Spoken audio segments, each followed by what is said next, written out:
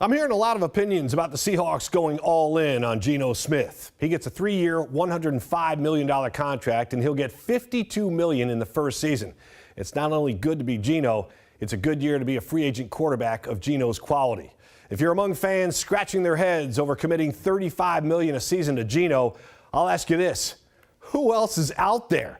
Before I go on, I want to emphasize the fact I rubber-stamped re-signing Geno a while ago. So what I'm about to say doesn't mean Geno Smith got a big contract by default. He got it because he earned it, and he has proven he's a good fit in Seattle. He also has the respect of his coaches and his teammates, especially after his record-setting year with the Seahawks.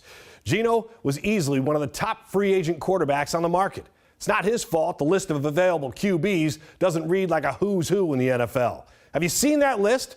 Baker Mayfield is probably at the top, followed by names like Sam Darnold, Teddy Bridgewater, and the oft-injured 31-year-old Jimmy Garoppolo. I won't bore you with the rest of the available quarterbacks because if you get a chance, take 10 seconds to look at the list. That's all you'll need. Oh, there's a talent pool, all right, but it's more of a puddle.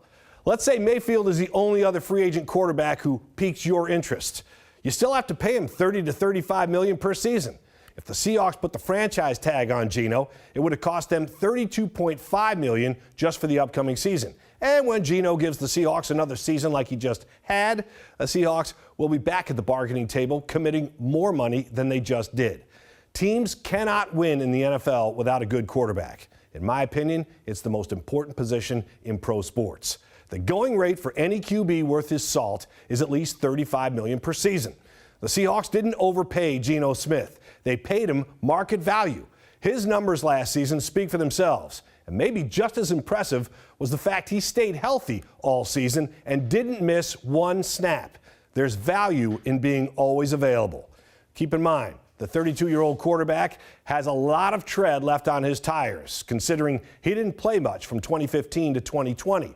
In the 4 years before Geno signed with Seattle, he played 10 games and threw just 96 passes. In his first year in Seattle, he played in 1 game and threw 5 passes. That's a lot of viewing from the sidelines. In those 5 years, Geno did a lot of watching and clearly a lot of learning. He gained wisdom from the top quarterbacks he played behind, namely Russell Wilson, Phillip Rivers, and Eli Manning, and he took full advantage of their knowledge and their approach to the game. And now he finally gets his payday. The Seahawks are his team.